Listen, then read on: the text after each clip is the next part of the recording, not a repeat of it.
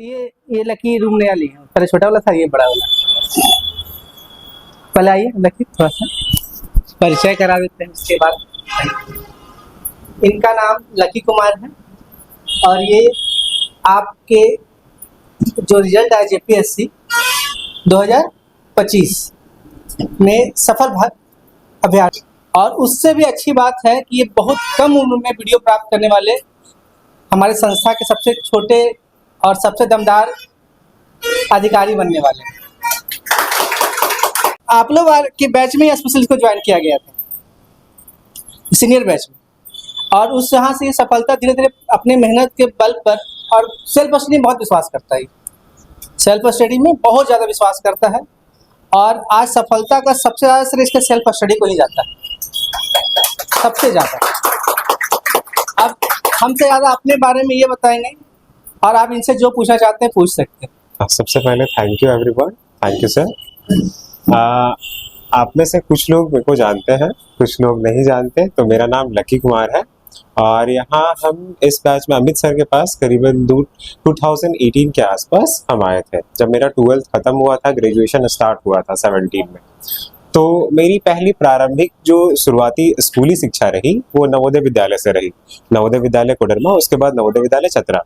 और ऐसा कोई कॉम्पिटिटिव लाइन में जाना या ये करना कोई खास इंटरेस्ट नहीं था उन चीज़ों में।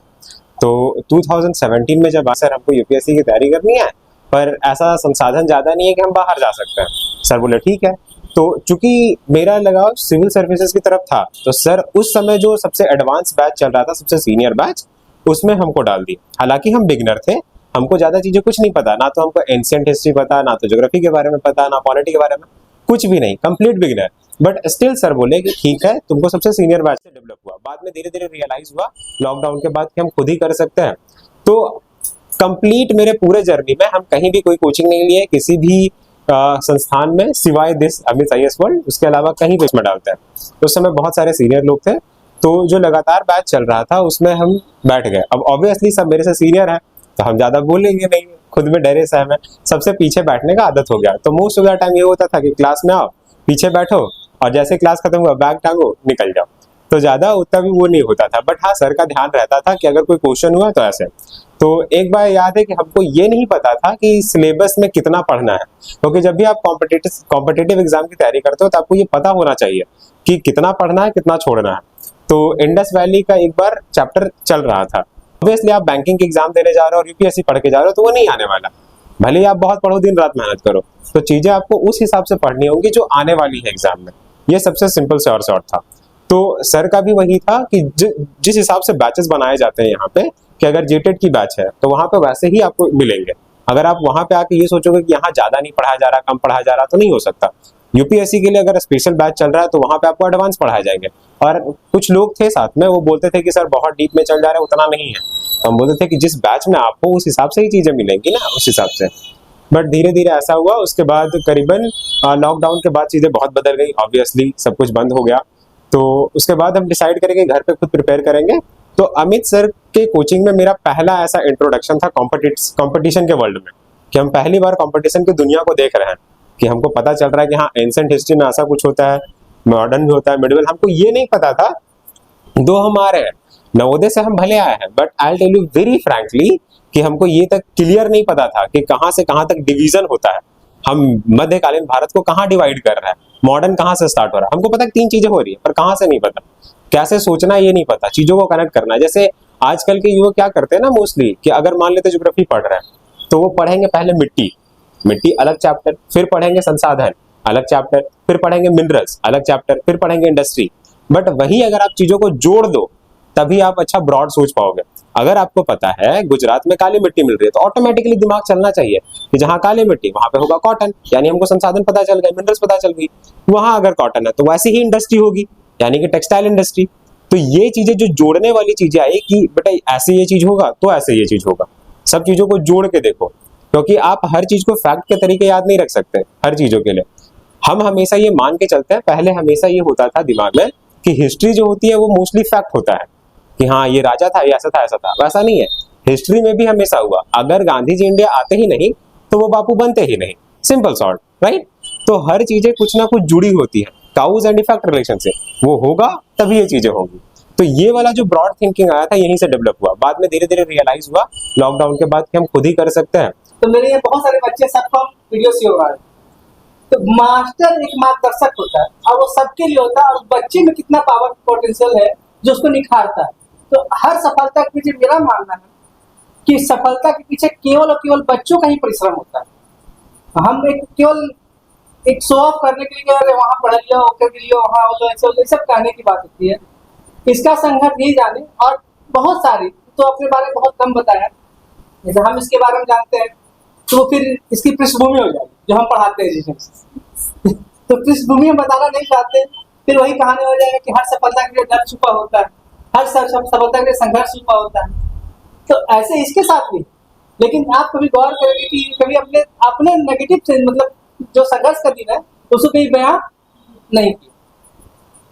तो बोलना बहुत आसान है। अब आप एक और खूबसूरत बात बताते हैं, ये जो आज यहाँ है वो अपने मामा घर आके पढ़ रहा होगा, नहीं तो फिर वही आप भीड़ बने रहेंगे। तो भीड़ बनना है या भीड़ से हटना, ये आपके ऊपर निर्भर करता है। तो ये हमारे और आप सभी के लिए, खास करके हम जैसे छोटे मोटे संस्थाओं के लिए, ये लकी मतलब एक पहचान देके चला जाता है। कहते हैं कि हम शिक्षक को, मतलब शिक्षक छात्र को पढ़ाते हैं, कुछ छात्र ऐसे होते हैं जो शिक्षक को पढ़ाकर चले जाते हैं, उसमें ऐसे रखते हैं। और लकी को पता है कैसा लगा वीडियो बनने के बाद? सर सच बताया तो जब रिजल्ट देखे तो पहले हम सोचे थे कि अगर किसी दिन ऐसा हो जाता है कि वाकई में ऐसी चीजें हैं, हम आपको सच्चाई बताते हैं, ऐसा बोलना ठीक नहीं लगता, क्योंकि मेरे दोस्त, जब हमको पता चला तो मेरे दोस्त बोल रहे थे कि भाई तुम्हारे पास तो मीडिया आएगा भाई ऐसे। तो हम बोले कि ऐसा जरूरी नहीं है, बहुत सारे ऐसे लोग होंगे जिनके घर में आज भी पानी चू रहा होगा, 1 नंबर 2 नंबर से छूट गया होगा, उनको पूछने वाला कोई नहीं। आज सब कोई हमारे पास आ गया बट उनको पूछने वाला कोई नहीं है। कल तक हम भी आपके बीच में से थे, आज आने के बाद हम कोई बहुत अलग नहीं हो गए, या ऐसा नहीं है कि हम बहुत एक्स्ट्रा ऑर्डिनरी हैं, हम दिन रात ये करे होंगे, जो आप कर रहे हो हम भी करें। जो कहते हैं ना, लक लेबर चांस, सही दिशा में मार्गदर्शन मिलने के बाद ही आपको सही चीजें मिलेंगी। हम जब तक हमको पता नहीं मौक दोगे, सही चीजें सही सिलेबस के अकॉर्डिंग करोगे, चीजें आपके लिए भी उतनी आसान होगी। और एक बात और बताते हैं, जो हम बोले आपको 20-22 का टाइम था जब चीजें नहीं हो रही थी, तो 3 दोस्त हैं वो भी बने बीएड में, राइट। तो बीएड के जो दोस्त हैं हम उनको बोलते थे कि क्या होगा, जैसे लोकल नहीं बोलते हैं, लोकल आपस में बात करते क्या हो तो बाबा हम इनके, राइट, काइंड ऑफ ऐसे ही हम लोग बात करते थे। तो वो लोग बोलते थे कि हो जाएगा, सब हो जाएगा। तो कहते हैं ना कि दोस्त बस कहा करते थे कि एक दिन कहते हैं ना कि आपका सारा मेहनत आपसे आके टकराएगा और आपको हर वो चीज मिलेगा जिसके आप हकदार हो।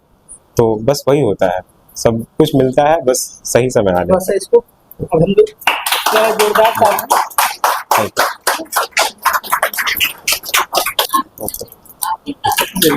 Thank you. आगे संख्या की क्योंकि बहुत कुछ तो हम वीडियो साथ में नहीं कर पाएंगे,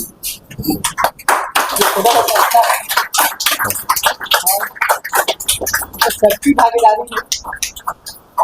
थैंक यू सर। बहुत बहुत।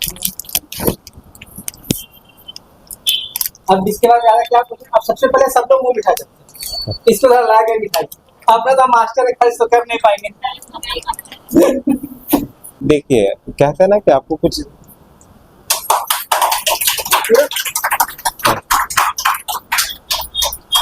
अब ये आपको कुछ मार्गदर्शन दें आ रहा है, तो जब आप कंफर्म नहीं होते तो उस समय भी ये मन में आशंका होती है कि क्या पता होगा या नहीं होगा, राइट। तो उसके लिए हम तब भी लगे हुए थे कि हाँ ठीक है, सामने बीपीएससी दिख रहा है, बीएड हुआ पड़ा है, आराम से हम लोग क्वालिफाई कर लेंगे। तो बीपीएससी के लिए तैयारी करते हैं, उसके लिए भी हम लोग सेट लगा रहे हैं, उसके लिए भी आपस में डिस्कशन कर रहे थे। But all of a sudden चीजें आई। अब चीजें ऐसे जैसे मेरे पहले से दिमाग में था कि हाँ हमको यूपीएससी करना है, बस हो सकता है आपका सवाल ये हो कि होने के बाद कैसा फील होता है, तो हमको नहीं पता। जैसा पहले लग रहा था आज भी वैसा लग रहा है, कुछ एक्साइटेड नहीं फील करते, बस रिलैक्स हैं। पहले बस डर लगता था हर रात को कि क्या होगा, स्टेबिलिटी नहीं थी चीजों के लिए, कि कुछ लोग आ रहे हैं हमेशा अकेले बैठ के। बहुत बार ऐसा हुआ कि हम खुद में भी बहुत रोए रूम पे, अकेले हम रूम पे, एक छोटा सा रूम है हजारीबाग पे जहां हम लॉज पे रहते हैं, तो अकेले रोना। और कहते हैं ना कि स्ट्रोक आता है आपको, आप कस के ऐसे खुद को पकड़ लेते हो रोते टाइम, क्योंकि बार बार मम्मी आपको बताती है कि घर पे ये हो रहा है, ये हो रहा है, इतने झगड़े हो रहे हैं ऐसे, और आपको लगता है कि कुछ होने वाला नहीं है, खुद में बहुत डाउट आ जाता है कि क्या होगा। और फिर सब जगह से यही सुनने को मिलता है कि क्या कर रहा है, इतना बड़ा हो गया, और ऊपर से आप अकेले बेटे हो, तो अकेले बेटे हो, सारे प्रेशर आपके ऊपर है, तो उस समय चीजें इनस्टेबल रहती है, तो आपको पता नहीं चलता कि क्या करना है, तो इसीलिए आप हर तरफ हाथ पैर मारते हो कि कुछ तो हो जाए, ये मिल जाएगा ये सही, ये मिल जाएगा ये सही, तो आप हर जगह लगे रहते हो। लेकिन आपके पास एक और ऑप्शन है। मेरे छोटे मामा कहा करते थे कि जिस परिवेश से तुम आते हो, शिक्षा एकमात्र साधन है जिसकी वजह से तुम बदल पाओगे, अदरवाइज ऐसा कुछ भी नहीं है कि बहुत बड़ा बिजनेस प्लान है तुम्हारे पास कि तुम जाओगे शार्क टैंक में, लोग तुम्हारा बिजनेस एक्सेप्ट कर लेंगे और तुम बहुत महान बन जाओगे, ऐसा कुछ भी नहीं है। उसके अलावा बस केवल शिक्षा है जिसकी वजह से तुम बदल पाओगे, तो बस ये कभी मत छोड़ना। तो इसी वजह से मेरा था कि अगर हम बच्चों को पढ़ा पाएंगे तो मेरा खुद का कॉन्सेप्ट अच्छा हो पाएगा और पढ़ाई के साथ जुड़े भी रहेंगे। तो हम ये जुड़ गए स्कूल के साथ, बच्चों को पढ़ाना अच्छा लगता था तो उनको पढ़ाते भी थे, उसके साथ साथ खुद की तैयारी भी चलती रहती थी, और बस चीजें आपके हाथ में होती है कई बार। बट सर बोले ना कि हम नहीं बताना चाहते बहुत सारी चीजें, किसी कहते हैं ना कि दूसरे का नोट्स मिल रहा है तो बस हम खरीद लिए, वो कभी मत कीजिए। अपना नोट्स अपने तरीके से, और दूसरी बात, किसी दूसरे को इम्प्रेस नहीं करना है, हमको किसी दूसरे के सामने दिखावा नहीं करना या नहीं बताना। मेरे बहुत सारे ऐसे दोस्त हैं, बस 3-4 दोस्तों को पता था कि हम जेपीएससी का एग्जाम देने गए, जो मेरे साथ इंटरव्यू में गए थे, इसीलिए क्योंकि हम अकेले रांची में रुक नहीं सकते थे, तो हम उनको बोले कि मेरे पास वैसा पैसा वैसा है नहीं, तो हम रुक नहीं सकते। तो वो लोग बोले थे कि तुम टेंशन मत लो, हम लोग वहाँ पे कैसे रूम ले लेंगे, बाकी खाना वाना हम लोग बना लेंगे, तुम बस जाके आराम से इंटरव्यू देना। बाकी क्योंकि इस बार के जेपीएससी में पहला दिन डीवी हुआ था, फिर इंटरव्यू, और उसके जस्ट अगले दिन मेडिकल था, तो इसीलिए हम दोस्तों को तो उन डॉक्यूमेंट, हाँ जी, तो डॉक्यूमेंट वेरिफिकेशन ये लगातार तीनों था, तो वो दोस्त लोगों को ही पता था। बाकी आज बहुत सारे लोगों के पास फोटोज या ग्रुप्स में सर्कुलेट हो गए, तो स्कूल्स के दोस्त कॉल करके बोलते हैं कि किसी को पता नहीं था कि तुम कहाँ हो, क्या कर रहे हो, अचानक से सुनने में आता है कि ऐसा हो गया, क्रैक कर लिया। तो आपको किसी को प्रूफ नहीं करना, किसी को कुछ नहीं बताना, आप दूसरों को बताओगे दूसरे आपके ऊपर टेंशन देंगे।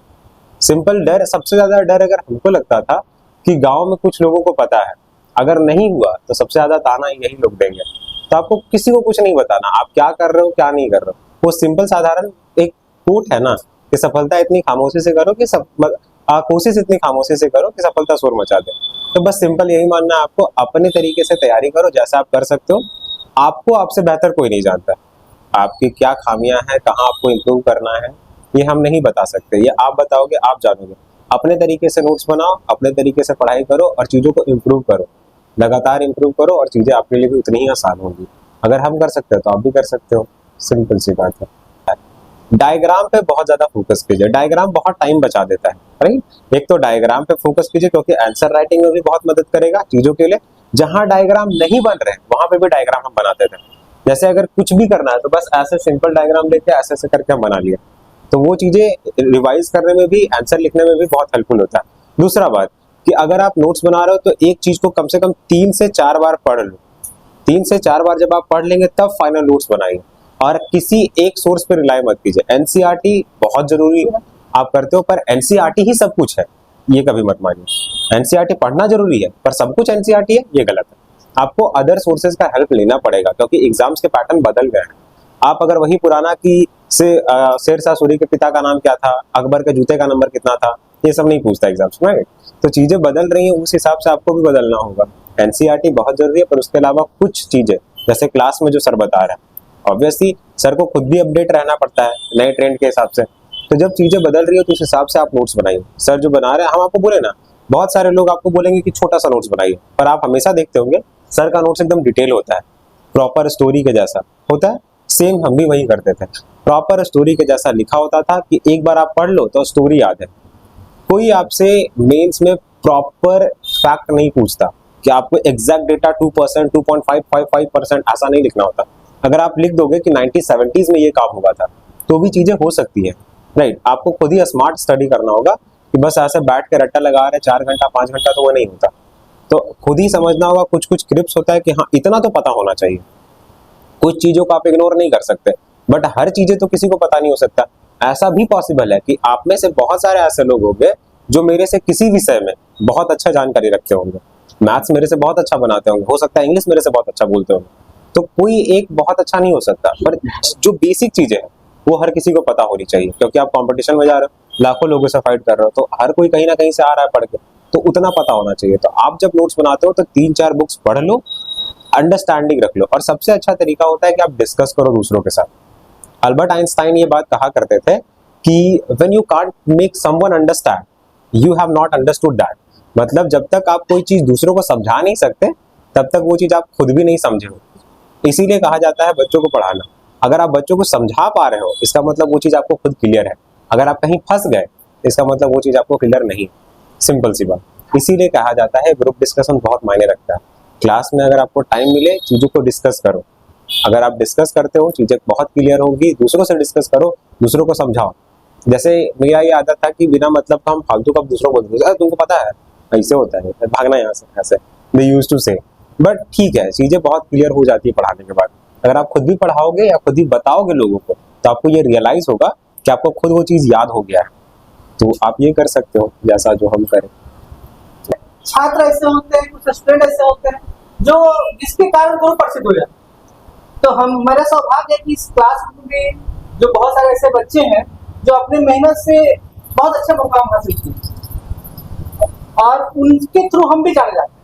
अब उसमें एक चार चांद लकी लगा दिया कि शायद इसके थ्रू हम और जाने जाएं कि कोई है अमित सर के नाम, अमित नाम के व्यक्ति हैं जो कभी छोटा मोटा कोचिंग में पढ़ाते हैं। पहली बार जब एडमिशन लिए थे सर के पास, तो मेरा एडमिशन सीनियर बैच में हुआ था। सब सीनियर थे। तो उस समय चोल साम्राज्य, इतिहास में चोल साम्राज्य बहुत हार्ड टॉपिक है, तो वो वाला चोल साम्राज्य चल रहा था। और सर बोले थे पढ़ाने के 1-2 दिन मतलब हुआ था, करीबन 3-4 दिन, और हम ज्वाइन करें और 3-4 दिन बाद भी टेस्ट था। सर पहले बोल दिए थे कि तुम लोगों को उतना कोई डरना नहीं है, कोई दिक्कत नहीं है। और 70 मार्क्स का ऑप्शनल वाला टिक करने वाला, हाँ 70 मार्क्स का वो था। तो बहुत सारे भैया थे, विनोद भैया, वासुदेव भैया थे, अंशु दी थी, और ये मोनिका दी है, वो सब थे। तो हम थे पीछे बैठे हुए थे, मेरे बगल में विनोद भैया थे शायद।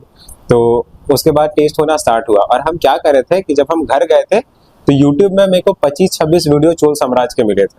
हम पूरा 2 दिन के अंदर पूरा सारा का सारा 25 वीडियो सब देख दिए थे, एक एक लाइन तक कर करके। हम जितना वीडियो में बताया सब देख दिया है। जहां से हमको मिला पूरा गूगल्स में पूरा विकीपीडिया लाइन बाय लाइन देख के। और फिर 70 नंबर में से मेरा 60 के आसपास आया। वो हार्ड टॉपिक था। सर का पहला सवाल ये था, जब हम बोले सर हम बना लिए, और 60 हुआ तो सर बोले कितना आया, 60। तो सर बोलते हैं कि तुम खुद से बनाया है। पहला सवाल यही था। और ऑब्वियसली लाजमी थी कि पहला, क्योंकि बहुत सारा वो बहुत ज्यादा इंडिया में संगम पीरियड काल में बहुत ज्यादा था। और पाए हुए बात 4 दिन बच्चा को, और विनोद जी के पास सबसे ज्यादा नंबर नहीं कर रहे। विनोद जी का 62 था, इनका 60 था। तुम खुद से बनाए हो जी सर, मैं खुद से बनाया। तो बस यही तो वही बात, जैसा सर आपको बोले कि आपको खुद से करके आना होगा। अगर आप खुद से नहीं करोगे तो कोई भी टीचर कितना भी आपको मार्गदर्शन कर ले, कितना भी बता दे, सर आपको पूरा सिलेबस समझा देंगे, पर अगर आप खुद नहीं करोगे, रिवाइज नहीं करोगे, तो नहीं याद होने वाला। सिंपल सी बात है। तो लगातार रिवीजन ही एकमात्र ऑप्शन है कि चीजें याद रख पाएंगे आप। बस यही होता है फिर। ठीक है।